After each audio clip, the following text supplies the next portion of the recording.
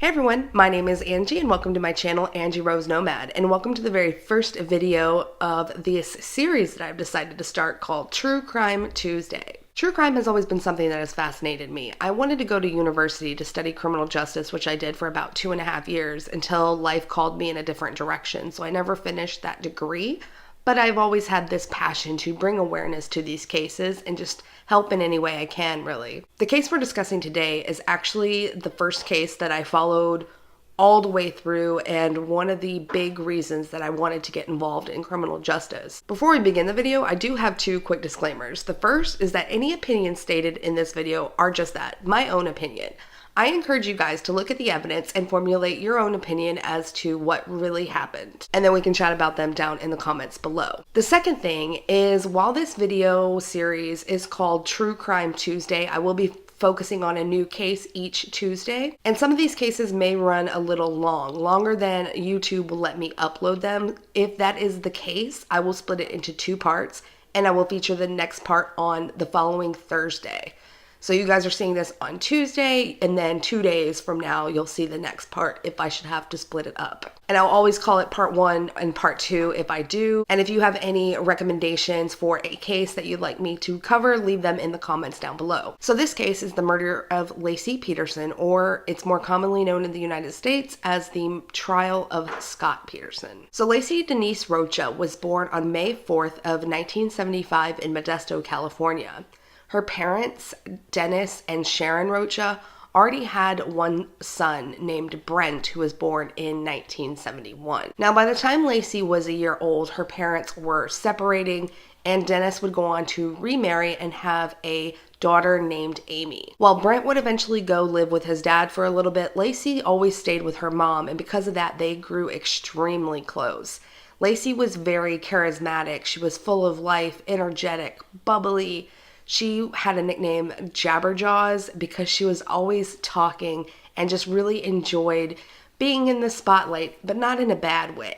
She would cheer in both junior high school as well as high school, and her mother described her as being a very headstrong Taurus, meaning that she was driven and was not afraid to go after what she wanted. Laci would go on to attend California Polytechnic State University in San Luis Obispo, California, where she would major in ornamental horticulture. Now, while she was at Cal Poly, she met a man named Scott Peterson in the Pacific Cafe in a town called Morro Bay. Now, one of Laci's friends worked here, and so did Scott at the time. He was a waiter. And Laci actually gave her number to her friend at this cafe and said, give it to Scott. You know, I really like him. I want to go out with him. And Scott actually thought it was a joke, so he threw Laci's number away, but would later go on to retrieve it and give her a call to set up a date. Laci's mom actually said that she'd called her and said, I met the man I'm going to marry. And her mother's reply was, well, has he asked you out yet? And she said, no, but he's going to. Don't worry, he's going to. And he would ask her out. And their very first date was a deep sea fishing date where Laci got extremely sick on the boat, and so they had to go in early. But a little more about Scott Peterson first. So Scott Peterson was born on October 24th of 1972 to his parents, Jackie and Lee Peterson. Both Jackie and Lee had children from previous relationships. Lee actually had 3 children who lived with his wife, while Jackie had 3 children, 2 of whom she'd given up for adoption, and one of which was staying with her, a boy named John. Jackie didn't have the best life growing up. Her father was murdered right around Christmas, a few days before Christmas, when she was just 2 years old, and her mom really struggled with mental illness after that. So around the time that she was 5 years old, Jackie and her 3 siblings went to live in this convent, and Jackie basically said it was an orphanage. So they were very strict there, but she did get to see her mother, and as the years progressed, she got to saw her more frequently, but her mother passed away when she was 18 years old. So I think that the circumstances of Jackie's childhood really lent to the fact that she felt a need to control things. No one could really say why Jackie gave up her 2 children, but I personally think it's because she needed things to be perfect, and they weren't, and she didn't feel like she could be the best mother for them. Jackie and Lee would go on to work hard to create the perfect childhood for Scott. Lee's children would visit him on the weekends, and then there was John, and Scott was the baby of the family. There was this joke that Scott's feet didn't touch the ground until he was over a year old. And his parents would actually take turns in taking them to their different jobs, so he was extremely close to his parents. Scott was brought up fishing, pheasant hunting, and golfing, and by the time he was 14, he could beat his dad's golf record. He was also described as being very calm, quiet, and polite. So Scott would go on to attend Arizona State University, where he tried out for the golf team, and one of his teammates was Phil Mickelson, who is an extremely famous golfer here in the United States. Scott would only stay at Arizona State University for one semester. In my opinion, it's because he was not the center of attention, that Phil was the best golf talent they had, and a lot of energy was focused on honing his skill in his career, and Scott just didn't feel like competing if he wasn't going to be the best. So he went back to California, where he attended community college for a brief little bit, and then would go on to attend Cal Poly, where Laci was studying. And it was here that he would major in agricultural business and earn his degree. So Scott and Laci got engaged in December of 1994 and would go on to marry in August of 1997 at the Sycamore Mineral Springs Resort. Laci would go on to take a job in Prunedale, California, while Scott had to stay at Cal Poly for a little bit to finish his degree, and it was rumored during this time that Scott had an affair. The couple would go on to buy a restaurant together that they built basically from the ground up. It was really run down, and they put a lot of time and energy into it and turned it into a profitable business, which they then sold in 2000. Now, it was around this time that Scott learned he had two half-siblings, a brother named Don and a sister named Anne. Jackie initially met with Don and Anne would go on to say that she was kind of surprised. Jackie kept the conversation extremely light, asking them their favorite color, and basically meaningless chit-chat. Didn't really go into why she gave them up when they were children at all, even though both of them had pretty good lives from what I could find. Jackie did tell them about the golden child, Scott, and Anne would go on to meet Scott and try and form a relationship with him. So Scott and Laci would go on to move to Modesto, California. Now, I can only imagine that this made Jackie extremely upset because she was losing her baby, and being in that situation, maybe she felt that Laci wasn't good enough and that no one was ever really good enough for Scott. But Laci wanted to move back to Modesto. That's where she was from. That's where all her family and friends were. Modesto is described as this sleepy, quiet town, kind of Mayberry-esque.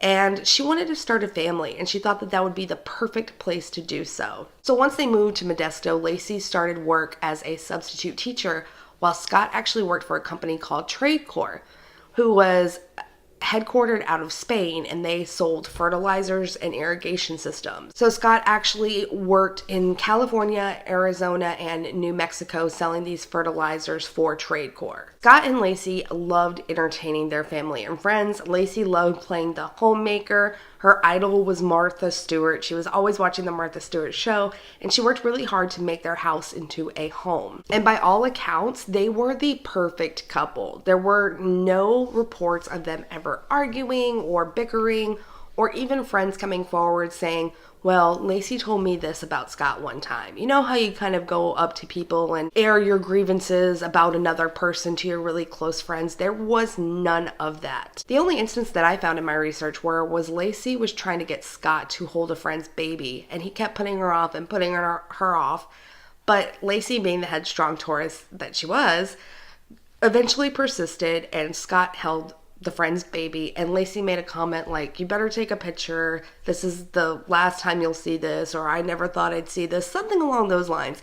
Nothing really catty, but just, a little comment. So the couple had tried to have a baby for 2 years, and right as they were about to go to a fertility clinic, Laci discovered that she was pregnant, and they found out that they were having a baby boy. They were planning on naming him Connor, and they'd even done the nursery in a nautical theme for him. Now, the last time that Sharon would see Laci actually told her, hey mom, the baby's kicking, do you want to come feel it? And Sharon was over the moon. She wanted to go right away, and Laci made a comment that Scott never liked feeling when the baby kicked, which kind of put Sharon a little on edge, but she didn't really think much into it at the time. Okay, you guys, so you'll have to bear with me. me. I have a ton of information about this case, so I may be looking down a little more just to reference the timeline and make sure that I get everything correct. So it's December 23rd of 2002, and Laci would go to Trader Joe's around 10 o'clock in the morning. And then later in the evening, about 5:45, Laci and Scott would both go to Salon, where Laci's half-sister Amy worked. Amy gave Scott a haircut and then showed Laci how to do a fun flip thing with her curling iron that she could do to her hair. And I guess they just had some general chit-chat about what their plans were for the following day, Christmas Eve. And Scott told Amy that he was going to play golf and that he was also going to get a gift basket for Laci's grandfather at a place called the Vella Farms. So they went home, they ate pizza, they watched Monday Night Football, and then Laci's mom called about 8:30, and she spoke with her mom to confirm dinner plans that they had for the following day. Laci and Scott were going over to her mother and her mother's boyfriend's house. Now, a little bit about Ron Gransky that I didn't mention in the beginning.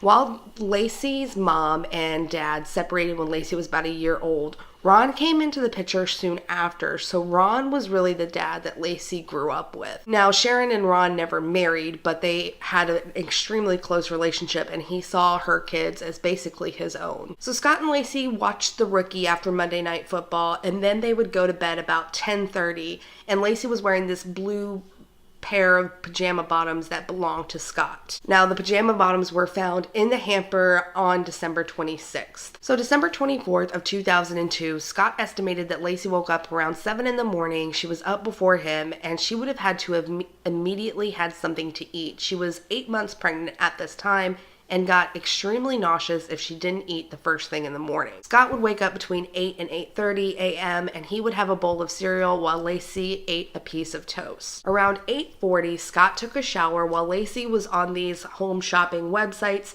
She went to MSN homepage, she went to check the weather, and then she was looking at 2 items for sale, this red Gap scarf as well as a sunflower umbrella stand. Now, the time records for the computer show that she was on the computer between 8:40 and 8:45 a.m. 5 minutes to do all of that in 5 minutes. I'm not saying that's impossible by any means, but if I'm looking at a gift to purchase or something to purchase, doesn't have to be a gift, especially 2 things, I'm going to be longer than 5 minutes. That's just my opinion.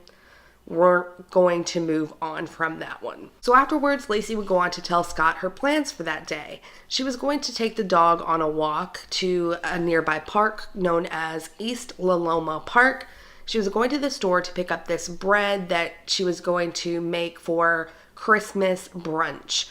So I think Laci and Scott were hosting Christmas brunch, and she was going to make this French toast, but the bread had to marinate for 8 to 24 hours, so she needed to get it going. There was a recipe for the bread on the counter, but police never checked inside the refrigerator to see if the bread was actually in there. She was also going to bake some gingerbread for her mom's dinner party that evening, and she planned on mopping the floor. Now, Laci and Scott had a house cleaner that came over on Mondays. This is Tuesday. The house cleaner was there Monday the 23rd. Why would Laci need to mop the floor on the 24th? I have never been pregnant, so I don't know. Maybe some of you out there that have been can tell me.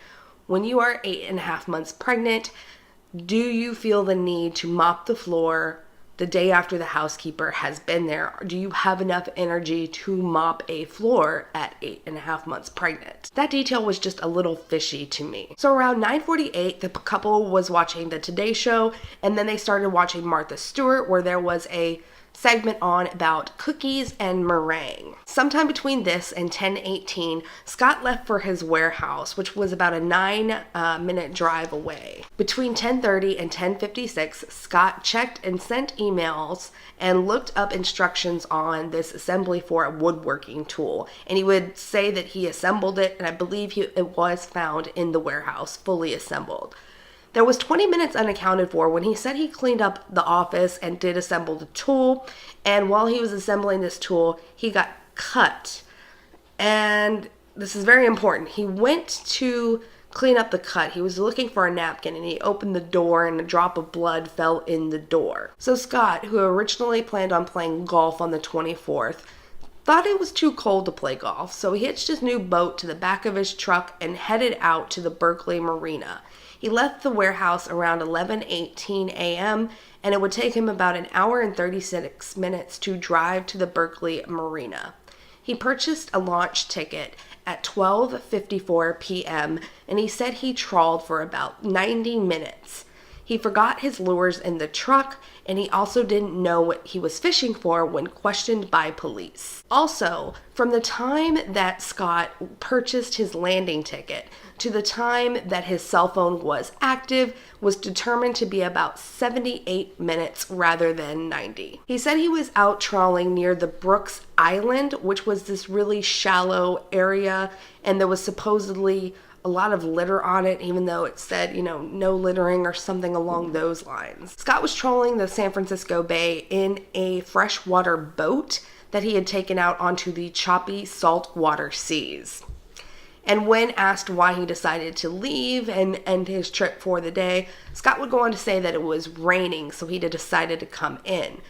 But the police would later interview the harbor master about this, and the harbor master said it had never rained that day. He was seen at the marina struggling to back this boat into the water, indicating that either A, he'd never been to the Berkeley Marina before, or B, he didn't know how to drive. So roughly around 2:12, he called Laci on both the home number and her cell phone number and left the "Hey Beautiful" voicemail message saying that he couldn't stop by Villa Farms because he was already running late, and would she mind to go pick up this basket for her grandfather. Hey, beautiful. I won't be able to get to the Villa Farms to get that basket for Papa. I was hoping you would get this message and go on out there. I'll see you in a bit, sweetie. Love you. Bye. Scott would go on to call a friend as well as his parents. And then at 3:25 p.m., he stopped at a Chevron gas station in Livermore, California to get gas and called Laci again, but he didn't leave a message that time. So Yahoo Maps shows that it's about 48 minutes from Livermore to the warehouse where Scott worked, and he returned there about 4:15.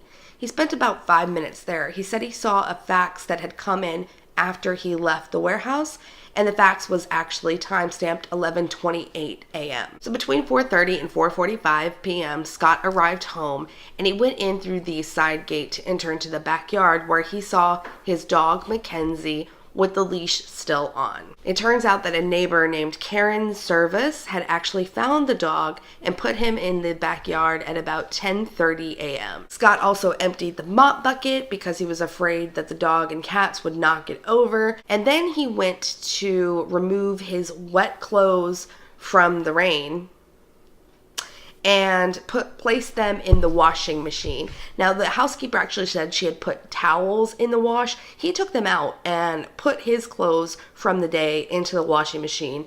He started the laundry, went to the kitchen to grab a slice of pizza, and took the pizza with him to go take a shower. Now, once he got done in the shower, he checked the voicemail messages, and he heard his message to Laci, as well as a message from Ron Gransky asking Laci and Scott to bring whipped cream over to Sharon and Ron's that evening. So about 5:17 p.m., he called over to Sharon's and asked her if Laci was with her. She said no, she's not here, and his reply was that Laci is missing. She couldn't have run to a neighbor's.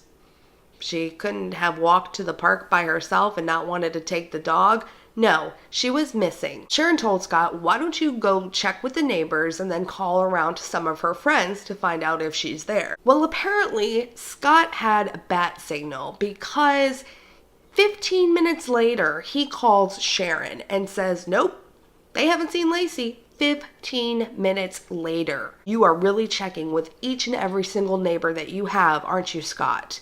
And calling all of her friends, aren't you, Scott? In one of the documentaries I watched, only one friend said that Scott called her and then she called the rest, kind of like a telephone thing. I also read about a neighbor that was approached by Scott and asked if they had seen Laci, and they said no, and Scott was like, well, I went golfing this morning and I came back and she's not there. So which is it? Are you golfing or are you fishing? So Sharon and Scott were going to meet up in the East Laloma Park, and around 5:47, Ron called 911. Can I help you? Yes, my daughter convinced us this morning. She's 8 months pregnant. She took her dog for a walk in the park. Mm-hmm. The dog came home with some police shots. What is your name? My name is Ron. Her husband, Scott Peterson, is on way to the park. What's your daughter's name? Laci Peterson. Now, because of Laci's pregnancy, police were very quick to move on this case. Detective Al Burkini actually arrived at the Peterson home, and right from the start, he said he wasn't actively trying to find reasons to not believe Scott, but things just kept adding up that seemed a little off. So Lee Peterson showed up at the house and told Burkini that Scott went to play golf that morning, but Scott corrected him and said, I actually went fishing. And when this statement came out, everyone said, "You went fishing? You have a boat?" Apparently, no one knew about Scott's boat. He actually said that it was a gift for Lee. So inside the house, Burkini noticed that there was this indentation made on the bed that looked like someone had laid there. And when he was questioning Scott, things just kept not adding up. Scott couldn't remember what bait he used, what fish he was looking for. So again, things not adding up. They were determined to continue their search. So Burkini actually went with Scott and another detective to the warehouse. And when they arrived, Scott said, "Oh, the power's off." And instead of flipping the switch to see if the power was actually off, they trusted him at his word and used the car headlights to search the warehouse. So in the bed of Scott's truck, they found a brown boat tarp that was used to cover the boat. They also found 3 umbrellas that Scott said he was going to drop off at the warehouse that morning. They were still in the back of his truck, which I don't see anything weird about, to be honest with you. I forget things all the time. Like, I will go somewhere for one reason and completely forget that, so that's not really anything suspicious to me. They also found a toolbox in the back of his truck, the drop of blood in the driver's side door, and an anchor without a rope in the boat. This was a homemade concrete anchor. So Burkini asked Scott to come down to the station just to answer a couple of questions, and Scott was like, "Yeah, sure, I'll come with you." And for some reason, he actually filmed the interview with Scott. He would go on to ask Scott to take a polygraph, and Scott readily agreed. And so they set up a polygraph for the following day, December 25th. So Christmas morning rolls around, and Scott calls and says, "You know what? I talked to my dad, and I'm not doing the polygraph." Which, if you follow true crime and listen to true crime cases, I don't blame him at all on this. I would never take a polygraph personally, and I would never sit through questioning without saying I want a lawyer. No matter how bad it looks, with all of the twisted and coerced confessions that are going around, that would be the first words out of my mouth is, "I want my lawyer." And if they asked me to take a polygraph, I would say no. That is well within your legal right. So the police actually got a warrant to search the Peterson home as well as the warehouse where Scott worked. Now they wanted to see if Scott would actually cooperate with them, so they asked him to sign a consent to search document. And he was looking it over. He looked like he was going to sign it when he put it back down on the table and said, "You don't expect me to sign this without my lawyer looking at it, do you?"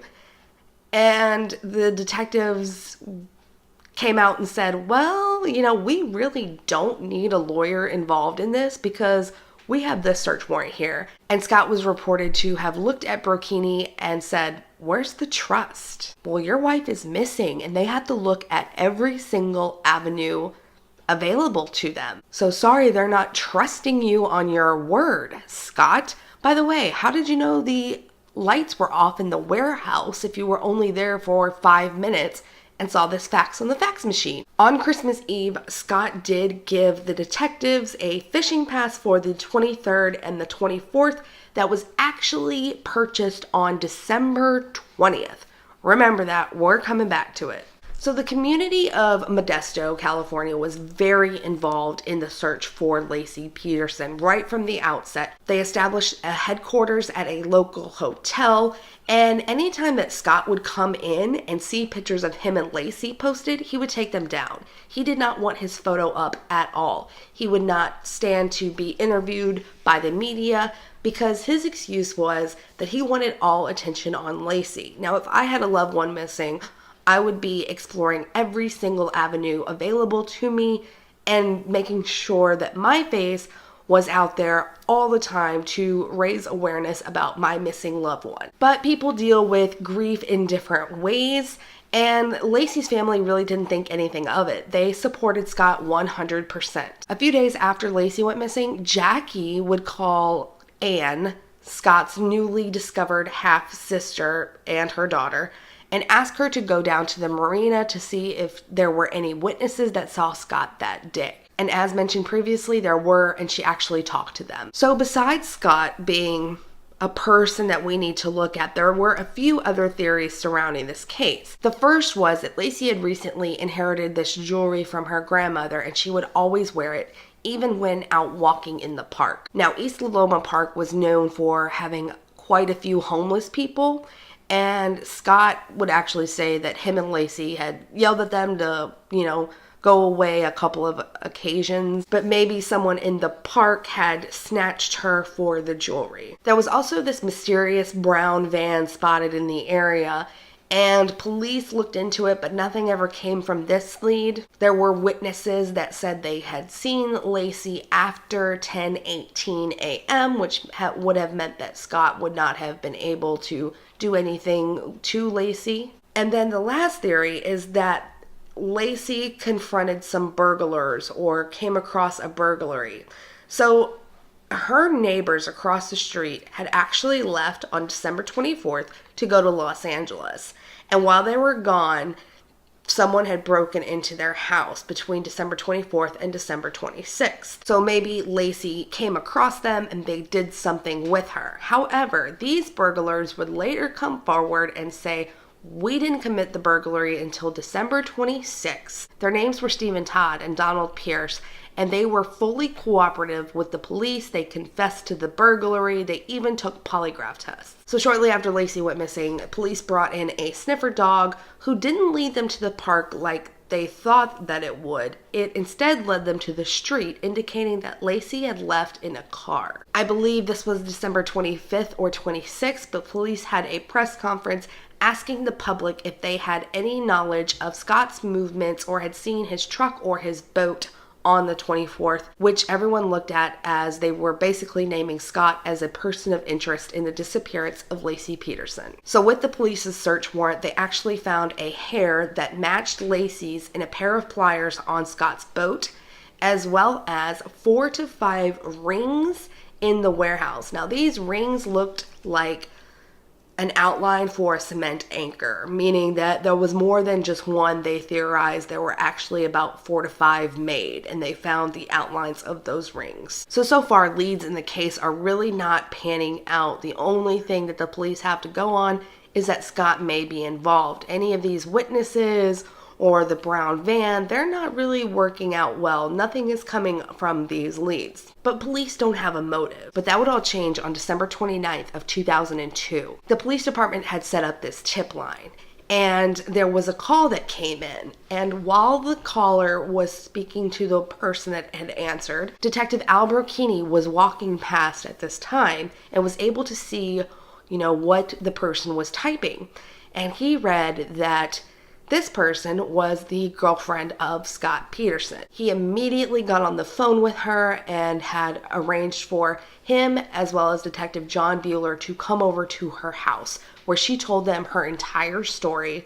And they asked her if she wouldn't mind recording these phone calls with Scott because he was still in contact with her. So she was extremely cooperative and wanted help and agreed to do it right away. And her name was Amber Fry. So Scott met Amber on November 20th, and he told her that he was not married, and they began a romantic relationship. They actually went to a Christmas party together on December 13th, I believe, where this photo that is going to come into play in a minute got a lot of traction. And on the same day, Laci was actually photographed at a Christmas party by herself. Amber decided to come forward on December 29th because her friend that had set her and Scott up found out that Scott was very much married and said, either you tell her or I will. And Scott, being Scott, did not tell her.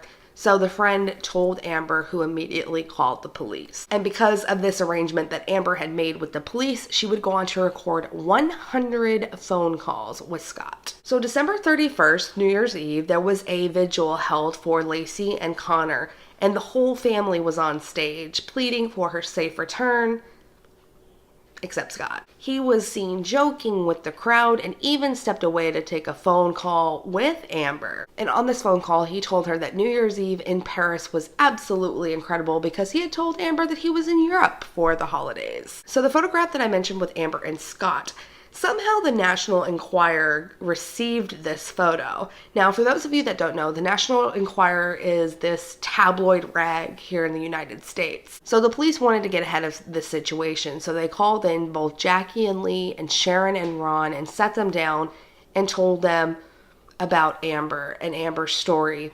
And Sharon's first reaction was, why did he have to kill her? So immediately, the Rocha family turned their back on Scott. Friday, January 24th of 2003, Amber Frey held a press conference. When I discovered he was involved in the Laci Peterson disappearance case, I immediately contacted the Modesto Police Department. She was visibly upset and told about her backstory with Scott, said she had no idea because he told her he was not married, and she just pleaded for her privacy, especially because she had a very young daughter at the time. Laci's friends would actually come up to Amber and thank her for coming forward, and Sharon even invited her over to the house to thank her. And along with the family turning their back on Scott, he became the most hated man in America. But to go ahead and make matters worse for himself, he did an interview with Diane Sawyer on January 28th of 2003. It was in this interview that he would go on to refer to Laci in the past tense, as well as tell Diane that Laci knew about the affair with Amber and that she was okay with the affair with Amber. And she was even at peace with the affair. All throughout this interview, there are serious signs of duper's delight, meaning they're talking and asking you questions and you're kind of lying, so you're kind of smirking like, hey, I'm getting away with something. If you can watch it, I really recommend it. You will see duper's delight all over. Another case that I personally think features duper's delight is the case of Madeleine McCann with interviews with Kate and Jerry McCann. So police now have a motive as to why Scott would have wanted to kill Laci, and that is to be with Amber. Now, all of this circumstantial evidence is starting to pile up against him. You have the fact that Scott's stories don't quite match up with each other. On December 9th, he bought a boat for $1,400 in cash that no one knew about, and on that exact same day, he told Amber that he had lost his wife and it would be the first Christmas without her. That was all that he was willing to elaborate, however, and Amber just assumed that she had passed away due to cancer or something along those lines. Now, something that the defense would later try and claim was that 2 days before the 24th, Laci was at the warehouse, so she could have seen this boat. And that is possibly how her hair got into this boat. They made this huge deal because Al Burkini took it out of his report that Laci was at the warehouse. And Mark Garagos was questioning him, saying, why did you leave this out of your report? And he said, someone else put it in theirs. He removed it from his because someone else put it in theirs. Not the best, but I can see that. Also, Laci had to go to the restroom while she was at the warehouse, but she went to a different restroom, so it's quite possible that she did not see the boat. So police thought that Laci had been strangled, as evidenced by the indentation in the bed, and there was also this pair of screwback diamond earrings that were missing. They theorized that Scott had actually gotten the cut on his finger when he strangled her and scraped the back of her earring. And that is how the blood drop also ended up in the truck. I'm curious if they luminoled the bathroom in the Peterson home. I could not find that in my research, but if this crime did happen in the bedroom, the first thing I would do if I would have gotten a cut on my finger is try to run to the restroom to make sure that I can wash it off in the sink and it's not getting on the bedspread or anything like that. So I'm curious if they luminoled the bathroom. They also theorized that the pliers were used to attach the anchors, and that is why the hair was in them. So after Laci went missing, the police began to search the marina. And during this time, Scott would actually take 5 different trips to watch them on their search. And each trip he would be in a different car. The police had impounded his truck, but he would take friends' cars and he rented cars. Everything like that. He would never take Laci's though, and he would never take the same car. So a month after Laci went missing, Scott actually sold her vehicle, saying that he needed a truck for work because he had to haul around fertilizer all the time. But he also wanted to sell the house, and he even turned the nursery into a storage room. So February 10th is the day that Laci and Scott's baby Connor was supposed to be born, and the due date rolls around and nothing happens. There's no sign of Laci and Connor, nothing in the hospitals, just nothing. Except that Scott leaves a CD in some bushes for Amber, because February 10th is also Amber's birthday. And the CD was called Come Away With Me. I think it was by Norah Jones. During this time, instead of looking for Laci and Connor, Scott was laying low with some friends and even stayed with his sister Ann down in San Diego. He would actually watch the coverage of police searching the bay, and he said, "They're looking in the wrong place." And Anne would ask who, and Scott would say everyone. Anne would actually go on to release a book entitled Blood Brother, 33 Reasons Why My Brother Scott Peterson is Guilty. So April 13th of 2003, there was a full-term male fetus that washed ashore with tape wrapped loosely around its neck. It looked like debris that you would get from being in the water, but the defense would go on to say that it could have been the baby was actually born and someone wrapped tape around its neck in a satanic ritual. The next day, April 14th, a woman's remains washed ashore. Now, this part is a little graphic, so I'm going to raise my hand and I will lower it if you do not want to hear the condition that this body was found in when I'm done speaking, okay? So the woman's body that washed ashore was basically a torso. She did not have a head, and her legs and arms had been removed as well. So the bodies were actually found near Brooks Island, which was the same island that Scott had been trolling the day of the 24th. Now at this point, the police finally felt they had enough to issue a warrant for Scott's arrest. But they really wanted the DNA to come back on the bodies first before they issued this warrant. So they put someone on his tail 24/7. So April 19th of 2003, they noticed that Scott was driving extremely erratically. He was speeding and then pulling over to the side of the road and then speeding off again. So they decided to pull him over. I believe he was on his way to some country club. Now, the first thing he said when they had pulled him over was, "Tell me it wasn't Laci and Connor," referring to the bodies that were found ashore. On the way back to the police station, the DNA results actually came in, and they called the police officers that had Scott in the car, and they told him that in fact it was the remains of Laci Peterson and Connor Peterson. And the police officer said Scott dropped his head and got a little sniffly, and it just seemed like a show. They actually went to In-N-Out Burger, which is a restaurant, and Scott ate a hamburger, french fries, and had a milkshake.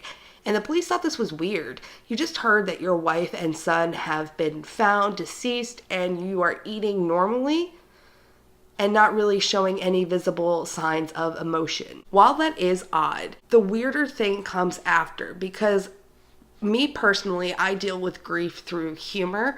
I don't really like for it to show outwardly, so I'll try and make jokes and things like that, but that's just me personally. But when they pulled Scott over, they found some really weird things in his car and noticed a couple of different things about his appearance. First of all, he had grown a goatee and dyed his hair this reddish blonde color. Okay, so here's what they found in the car along with Scott. They found his brother's driver's license, $15,000 in cash, survival and camping equipment, including a knife and rope, several changes of clothes for really any type of weather, 4 cell phones, a MapQuest map to Amber Fry's home, Viagra, and sleeping pills. For all intents and purposes, it looked like Scott was going to make a move on Amber somehow, but then flee to the Mexican border. So on April 21st of 2003, Scott Peterson was arraigned in Stanislaus County on 2 felony counts of murder, and he pled not guilty. On May 2nd, he hired Mark Garagos to be his defense lawyer, and we'll get into Mark Garagos in just a minute. October 29th of the same year, they had the preliminary hearing where DNA and other evidence were admitted into court. This was televised, but the judge would go on to ban cameras from the courtroom for the actual trial. So Mark Garagos would go on to petition the court to have a change of venue. He argued that so many people in Stanislaus County knew about this case. 96% of the viewing area were affected by this case, saw images of this case daily, and he wanted it moved down south. The judge did grant him a change of venue, but that actually moved the venue to San Mateo County, which was about 90 miles away, so they still had the same coverage there. On March 4th of 2013, the jury selections began. And then on May 27th of the same year, the jury was seated with 6 men, 6 women, and 6 alternates. So now the trial is ready to begin. And now all of these local radio stations had actually taken out billboards around the courthouse with a picture of Scott that said man or murderer. So it was this case that was gaining so much attention. They actually had a lottery each day to draw tickets to see who could go into the courthouse and hear the case. So like I mentioned, Scott hired Mark Garagos, who had been practicing law for quite some time. He had tons of self-confidence.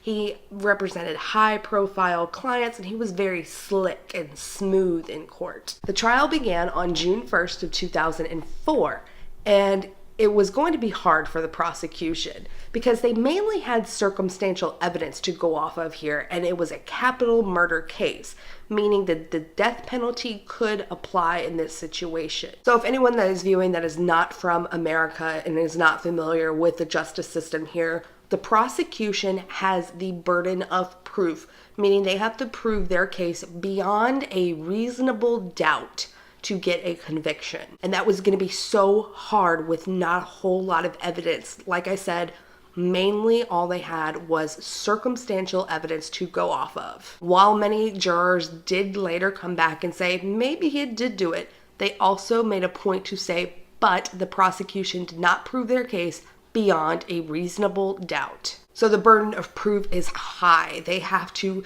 aim for the fences and make their case heard. The prosecution starts with an opening statement that is 4 hours long. I know at that point I would have been nodding off. I would have been ready for something else. So that could have been seen as a mistake by a few. But then it was Mark Garagos' turn, and he made a huge misstep of his own. He was going to show that Laci was abducted after Scott had left, and the way he was going to show it was he was going to call in these witnesses that had seen her. So he wanted to build enough doubt that the jury wouldn't think the prosecution had enough evidence. But in doing this, he shifted the burden of proof from the prosecution to the defense. However, even though this happened, the trial still wasn't going well for the prosecution at all. They had a lack of evidence, and they even went on to claim that Martha Stewart wasn't even on that morning on December 24th, when in reality she was, and the defense proved it. 3 weeks into the trial, juror number 5, a man named Justin Falconer,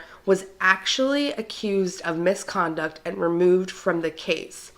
Now, he actually spoke to Brent Rocha, who was Laci's brother, at the metal detector, and he said, "Oh, you're going to lose today." He was very, very pro-defense. He didn't think that the prosecution was proving their case at all. So in August, Mark Garagos actually asked for a mistrial, claiming that the prosecution was too slow in turning over evidence they had. But they did have something up their sleeve, and she took the stand on August 10th of 2004. Her name? Amber Frey. So Amber, like I said, had recorded over 100 calls with Scott, and the jury got to hear about the missing wife story that he told her December 9th, 3 weeks before Laci would go missing. They also got to hear about how he was in Paris on New Year's Eve. After Amber, the case completely shifted. The only person who could have saved it for the defense was Scott Peterson, but he never took the stand. So on October 5th of 2004, the prosecution rested their case. And then on October 26th of 2004, the defense rested their case, and never called those witnesses that Mark Garagos said they were going to. There was $2.6 million spent by the prosecution on this case and 184 witnesses interviewed. November 1st of 2004, the prosecution makes their closing arguments and the defense follows on November 2nd. So on November 3rd of 2004, the case gets turned over to the jury, who have to go over all this evidence to decide his guilt or innocence. But the jury was deeply divided, you guys, and they had some problems of their own. So juror number 7 was actually dismissed. She went online to look something up, which is a huge no-no, and then shared it with the rest of the jury, which is another huge no-no. In these cases, if you are a member of the jury, you are only supposed to go with what you are presented in court. So if she didn't know something about the case, she was not supposed to look it up. She was just supposed to go on what she was told in the courtroom. She was replaced by a woman named Rochelle Nice, who was one of the alternates. And she walked in and said, he's guilty and he's got a fry. But the rest of the jury wanted to really go over the evidence, especially the foreman. He had a degree in both law and medicine and really wanted to weigh everything out. But he would actually quit the very next day because him and juror number 5 were having these arguments where, the foreman really wanted to weigh the evidence and the juror number 5 was just ready to move on. After the foreman requested to be removed from the case, the jury came to a conclusion very quickly. On November 12th of 2004, the jury came back with a guilty on the count of first-degree murder for the murder of Laci Peterson and guilty on the count of second-degree murder for the murder of Connor Peterson. But they determined that there were special circumstances that applied here because Laci was pregnant, so the death penalty was an option. There were tons and tons of people waiting outside the courthouse to hear this verdict. There were speakers set up so they could be able to hear the verdict. And in the courtroom, you could hear a pin drop. You could hear outside where the people were cheering and clapping and car horns were blaring. It was a circus out there. Scott showed no reaction whatsoever. He would later go on to say that he didn't even see it coming. And I'm wondering if this man is so delusioned because of the way that he grew up thinking he could get whatever he wanted. After the verdict was read, the jurors would go outside to have a press conference, which featured Rochelle and a couple of other members of the jury. And it was very emotional press conference. They seemed very vengeful. And people would later go on to critique this jury, saying that, they didn't use facts and logic. They used their emotions on this case. Guess what, Scotty? San Quentin's your new home. And it's illegal to kill your wife and child in California. So on December 13th of 2004, the jury recommended that Scott Peterson be put to death because they believed it was a cold and premeditated case, mainly due to the fact of the December 9th statement to Amber Frey, as well as the fact that Scott had bought his fishing pass on December 20th while claiming that he was really going to play golf on December 24th. On March 16th of 2005, the judge orders Scott to be placed on death row at San Quentin Prison in California. So then we have this prison guard who heard a conversation between a man and his brother. Now, the prison guard wasn't at San Quentin, he was at another prison in California, but the conversation in question focused around the cellmate of Stephen Todd, who was one of the burglars from the burglary on December 26th. And he was speaking to his brother, this cellmate of Stephen Todd's. And he told his brother that Stephen confessed and said Laci saw them and confronted them. Yep, and that's right. An 8.5-month pregnant woman is going to confront someone robbing her neighborhood. Because I have never been pregnant, like I've said before, but I'm a huge chicken. And if I saw someone robbing my neighborhood, I'm not staying around. I'm booking it out of there. Laci doesn't seem like that to me, though. She seemed like a very headstrong individual that would have said something if she weren't pregnant, but being pregnant, she probably would not have wanted to put her baby at risk. But apparently Mark Garagos did not hear about this until very late in the trial, so he didn't look into it. But after the trial was over, they went looking, and apparently the state had lost this conversation between the inmate and his brother, and when they went to ask Xavier Aponte about it, He refused to talk to anybody. Also, if this were the case, this is something that doesn't make sense to me. During the time that Laci was missing, there was a reward placed for any information leading to her return or recovery, and this reward would grow to $500,000. So if this were the case, why would the burglars not turn on each other? Why not say, oh, well, he did it and I saw him do it. Can you give the $500,000 to my family or something like that? Why not turn on each other? It doesn't make sense. So in 2004, Sharon Rocha, Laci's mother, went to Washington, D.C., where President George W. Bush signed Laci and Connor's law into effect. Now, this law basically stated that a fetus in a pregnant woman counts as a separate individual. Scott Peterson has remained in San Quentin on death row, but in August of 2018, he appealed his sentence. This will be his 6th appeal, and right now it is currently in the hands of the California Supreme Court if his case should be reopened or not. If they decide that it should not be reopened, then he will have exhausted all of his appeals and remain on death row until he dies. However, he does have a new lawyer named Cliff Garner, and in Scott's habeas corpus petition, they claimed that there was ineffective assistance of counsel by Mark Garagos, who made inaccurate claims like he was going to call the witnesses and didn't, and also did not call in expert witnesses on the right subject matters. And it also stated that Rochelle Nice, that alternate juror, tricked them during a voir dire and should not have been on the jury at all. So voir dire is basically where the jury is questioned and the prosecution and defense each get so many people to throw off the jury. And facts came to light that Rochelle had actually been in a violent situation while she was pregnant 2 years previously and took out a restraining order. But she didn't tell any of this while she was being questioned, so that could have tainted her opinion. So this is a difficult situation for me because the human side of me says Scott Peterson is exactly where he needs to be. But the true crime enthusiast in me says that if this is the case with Rochelle and Mark Garagos, maybe he should be given a new trial. And it scares the living daylights out of me because the first one was so touch and go, especially before Amber. They didn't have hard evidence. They had circumstantial evidence. So it scares me to even think that he could possibly get a new trial, but maybe that is his right to have a new trial. What do you guys think? I really hope that he doesn't get out, to be honest with you. Even if he gets a new trial, I think he needs to stay there until his time has come and he is put to death at the hands of the state of California. So that was the case of the Petersons. It just makes me so sad, especially hearing, that Laci wasn't even able to hold her baby when they found them. It's just heartbreaking. If you guys have any case recommendations you'd like to see me cover, leave them down in the comments below. Let me know if you think Scott deserves to have a new trial and what you thought of this case. I want to thank you guys so much for watching. If you've liked this video, please let me know by giving it a thumbs up and subscribing to my channel to become part of the tribe, and I will see you in my next video. Bye!